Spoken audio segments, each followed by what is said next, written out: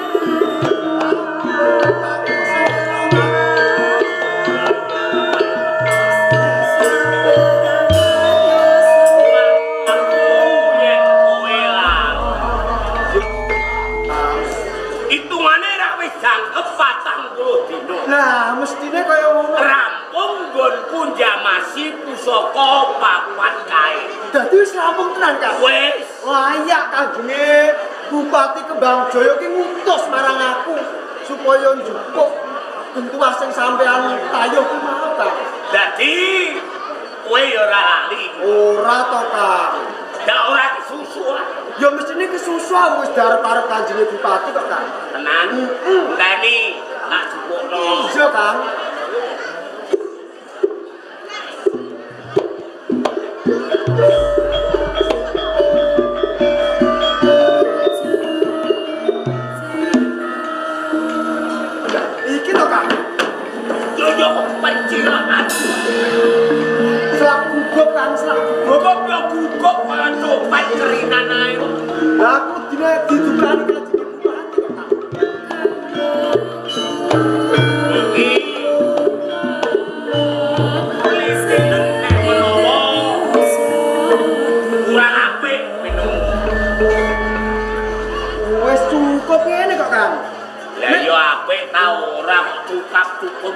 Wes Kang, ning anu lho Kang. Piye? Kanjenge Bupati ku urung nitipi aku kanggo opah lho. Dadi opahe urung gawa pisan. Lah mengko ya wis ngadeg karo Kanjenge Bupati tak jaluk. Ngono. Iya. Tak bali saya Kang. Iya iya. Assalamualaikum. Waalaikumsalam.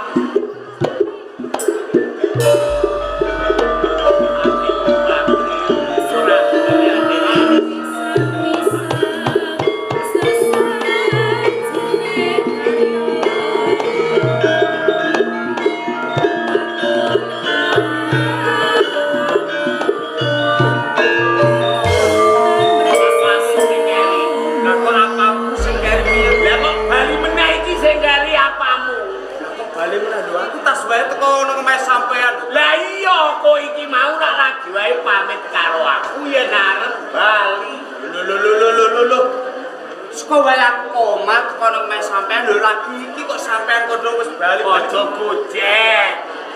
Senajan aku wis tuwa iki ora lalinan. Wis perkara kuwi disingkir kok. Aku teko nang sampean iki nagih janji karo sampean. Janji piye? Jangkep 40 dina aku bakal boyong pusaka ning Kadipaten Pati. saiki pusakane gorene tak suwanke ngarsane Kanjeng Adipati Kembang. Sing tak neno pusakane sapa? Wong pusakane wis mbok jipo kok jaluk pusaka Iki meneh. aja sembrono sampeyan aja nglindur Kang. Sembrono kuwi mbok piye? Durung napa pusaka saka sampeyan. Pusaka wis tak neno kowe. Durung yo Kang. Lho kowe iki aja bingungno wong tuwa. Yo Kang, aku ngerti awake dhewe iki uripe susah keserakat wiwit cilik. Ora usah kandha ngono Sampeyan ora usah duweni pengangkah kepengin dadi bupati ana Kabupaten Pati. Mergo sapa wae sing kecondokan pusaka kuwi bisa dadi bupati Pati. Sampeyan ora usah ngarep sing kaya ngono, Kang. kowe nek omong aja kaya wong nglindur.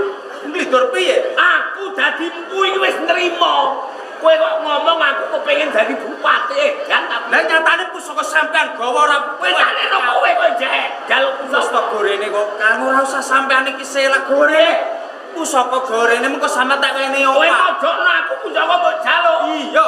Iki lho.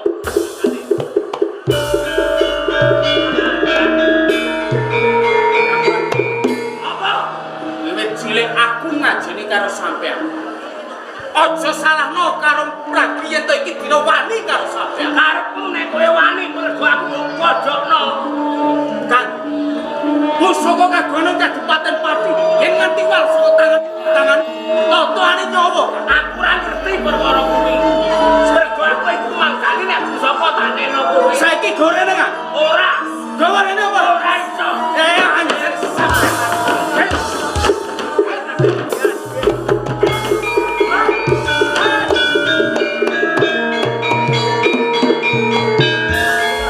Luar jajal karo wong tuwa kowe yo. Ya sampeyan kuwi enen. Sedulur lan sedulur padha ratur malah padha tukar pati. Bagi lan kena Sikat. nganti aku goleki kowe tumeka ning Ngadisari.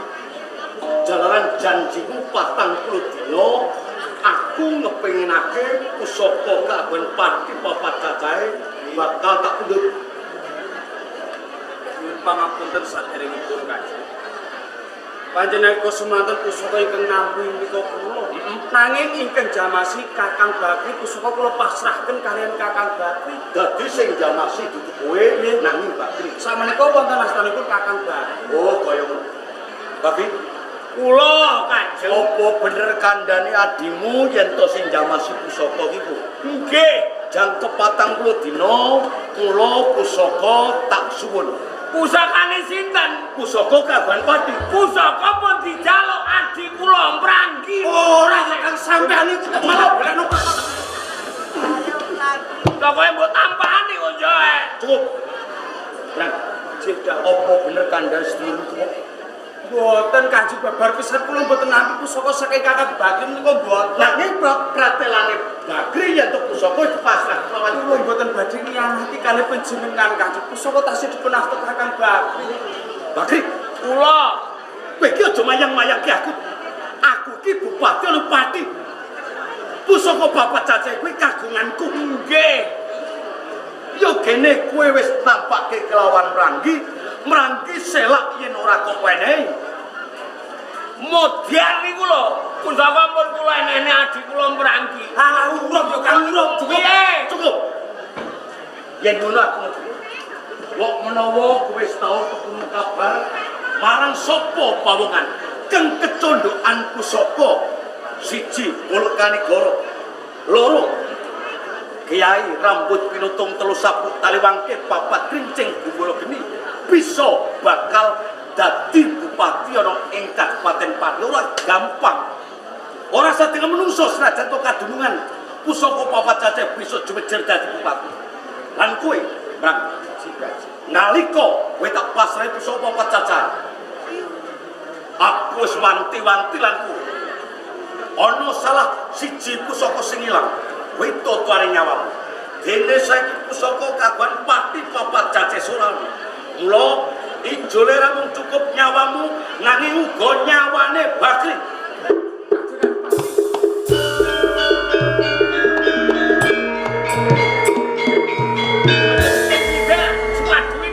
Wong tuwa golekno perkara karo wong nom yo ngene. Ini iki opahe wong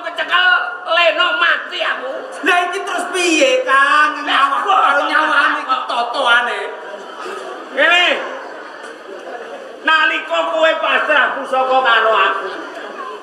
Jare Cah Kaling Sumali wani karo kanjenge bupati. Gawe geger Kabupaten Pati, Kang. Mbok menawa pusaka papat iki ana gandeng cenenge karo Sumali. Ketemu nalar, Kang. Jajal, pikir. Pancen ketemu nalar. Monggo kanjenge dawuh. Nek nganti pusaka papat iki ora ketemu, nyawamu karo nyawaku ilang. Mula saka kuwi, Kang. Ayo bareng-bareng padha goleki pusaka kagem Kabupaten Pati. Goleki ya goleki, kowe iki nganten anyar. Nek kowe ora mulih diarep-arep Pamit karo bojoku luwih mulih pamit. Ya, Kang, aku pamit karo bojoku. Ya.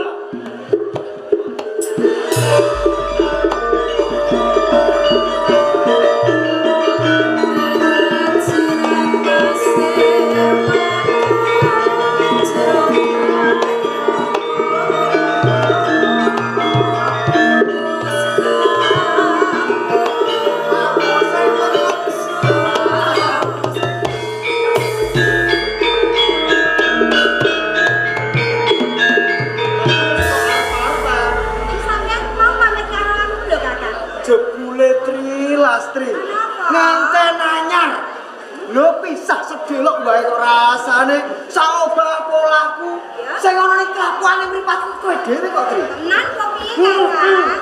iya kok Lah kok wis bali iki? lah kan tak gila aku kangen karo kowe Tri Kangen. Lho, lagi wae pamit lho. Kangen tenan kok piye, Kakak? iya Nah, kok ngomong karo sampean. Iki tenan tanduke kok ora kaya ada sabune sampean kok dadi kasare kaya ngono, Kakak. lah wong guguk kok Tri kira ana sapa-sapa Gini, Kakak. aku diladeni Enggak diadani ayo ning omah wae Kakak bali. kowe malah kudune anak Ketinggalan yo ning kene ora apa-apa Tri wong bojone dhewe kok Iki ora apa-apa. ayo ayo. ayo musikan bisa perketan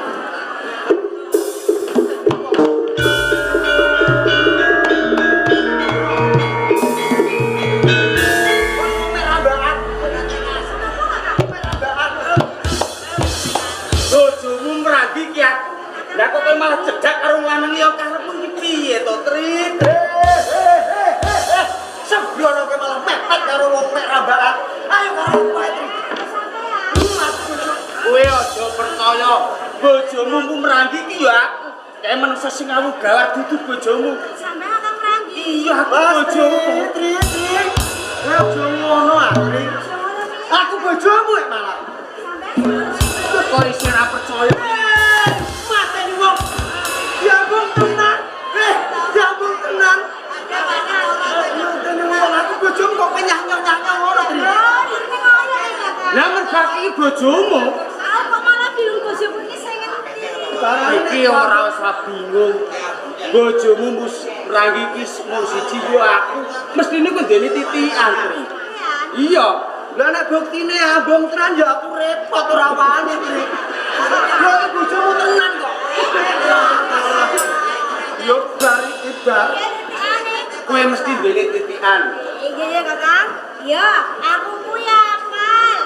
Gandane keringet Ah, bojomu lah. aku apal, Kakak.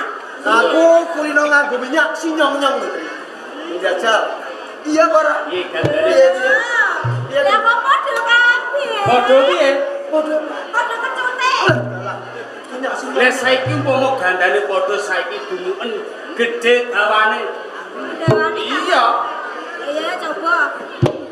Iya Tri. Jajal. Ini lho, Kakak. Aku Tri bojomu Tri. Padha kabeh aku malah bingung, Kakak. Gedene ya padha. Iya. Dawane ya padha. Wah, kembar kok ora mung padha. Iya kowe kuwi Dawane kok padha. Lembang. Meranggi. Ya aja sembrono. Ning jagat empung merangki mung siji ya. Hus, ngaku-ngaku kowe. Meranggi kan Merangki ki aku. aku. Dadi kowe rumongsani yen to kowe empung merangki. Lho pancene aku meranggi kok. Ini, nek pancen kowe empung merangki sing asli aku arep takon. Takono sak kapok-kapokku. Empung merangki anggone dadi nganten karo Sulastri kuwi dina apa? Desember. Dina apa kok Desember? Dinane apa? Senin. Selasa. Naipe sapa? Ayo. Sik. Kepenak kowe ning keploro aku.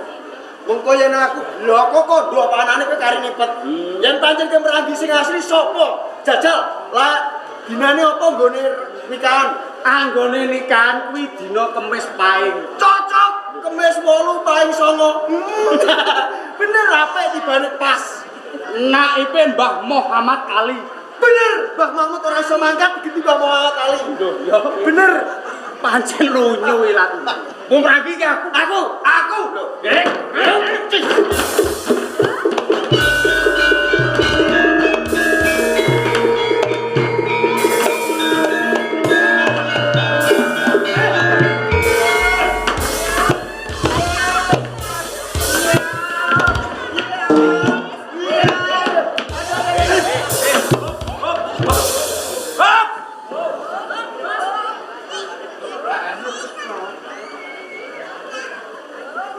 Merangi. Iya Kang adimu kan. Loh. Merangi. Merangi dulurmu lanang. Tring. Iya, Kak. Bojone fotokopi diapa? Dadi loro. Wong nek fotokopi. Aku dhewe ki ora ngerti bojomu kok dadi loro iki bojomu sing asli sing endi, Kak? Dadi kowe ra iso nitik ndi bojomu sing asli. Sing asli aku. Aku Kang, sing asli. Aku. Tua kowe pancen gulung. Sumara. Kowe Merangi. Merangi Kang. Kowe Merangi. Merangi. Merangi sing asli kono. Nah, aku iki. Kowe kok Pancilaan. Merangi asli Kang. Merangi sing palsu kene. Lah kowe kan panggonamu. Panggonamu kae. Sing palsu iki Kang.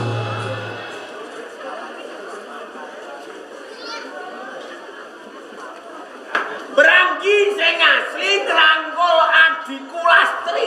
Wih lah.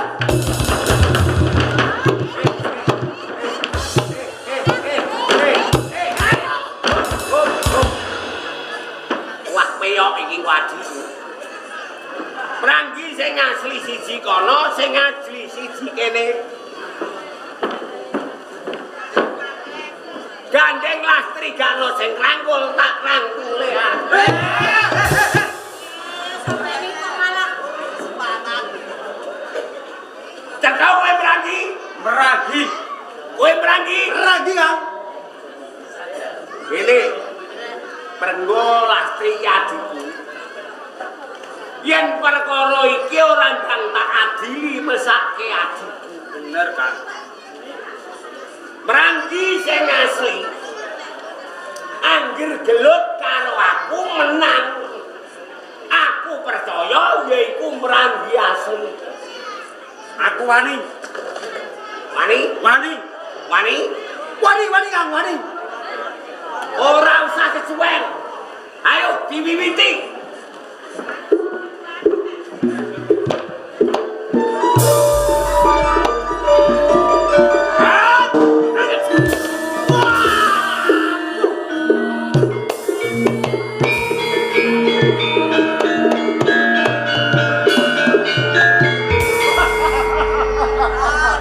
Merangi sing palsu ketemu Kang.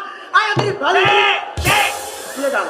Endi Merangi sing palsu? Lah iki apa wis gemlethaki Kang? Lah sing asli. Lah urung karuan. Lah iki cetok wis gemlethaki. Gemletan ning kowe ora urung gelut karo aku. Yo kudu gelut Kang. Gelut karo aku menang, aku nganggep kowe Merangi asli. Yo Kang, yo gelut Kang. Wes Kang. Ayo Kang gelut Kang. Gelut. Lah ayo. Lah terus kudak-kudak kok Kang. Iya. Jebol aku Kang. Kowe iki wong arep gelut apa kelep ning jero banyu? Lah diwani aku Kang. Jebol Kang jebol. Ayo. Iya.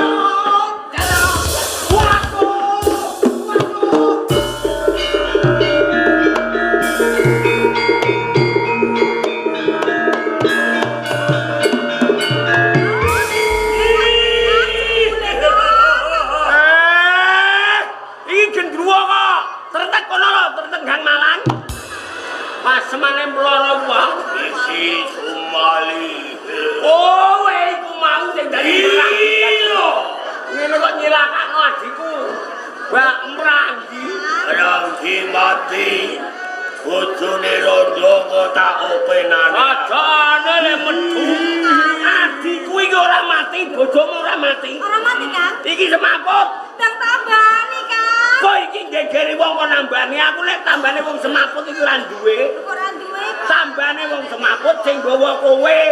Lho aku iki ra duwe tambah kok, Kak. Duwe nek kowe ora roh. Apa tambane? Tambane wong semaput. Ya. Kaupin. Ya. Ya. Ora apa-apa, Kak. Ora apa-apa. Tak rogono aku nduk. Gaginan. Lah ora mandi ngene kok, Kak.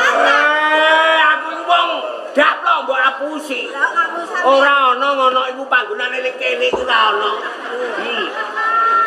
saru, Kak. Ora saru iki tambane wong biyen-biyen ngono. Bayane, Kak. Bayane, Kak. Ngono.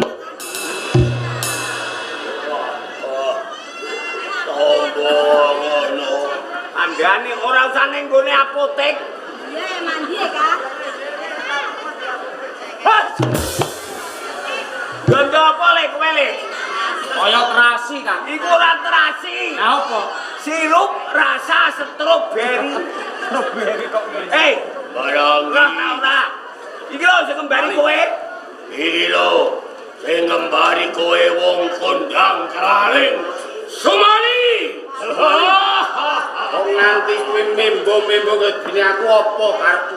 Aku ora melek bojomu, nanging aku melek Kiai Loh. Pinutup. Kiai Rambut Pinutup.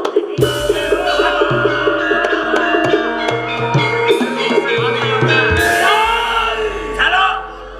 Saiki Rambut Pinutup tak jaluk. Piye? Tak jaluk. Aja jaluk jen bareng karo dulurmu lekane. Ayo, Kang. Ayo rebut. Aduh.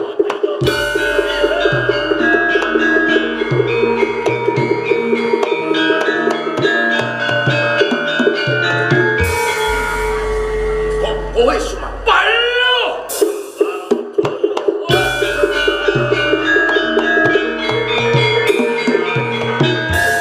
tak boleh iki wis ketemu meneh karo aku.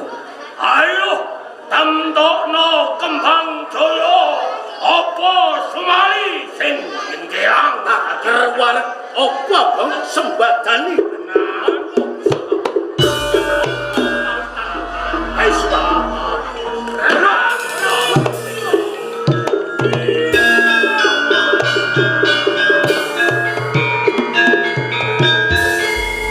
Kembang Jaya tinggal gelanggang colong prayu. Ora urung kowe minggat kopati pati komlang sungsang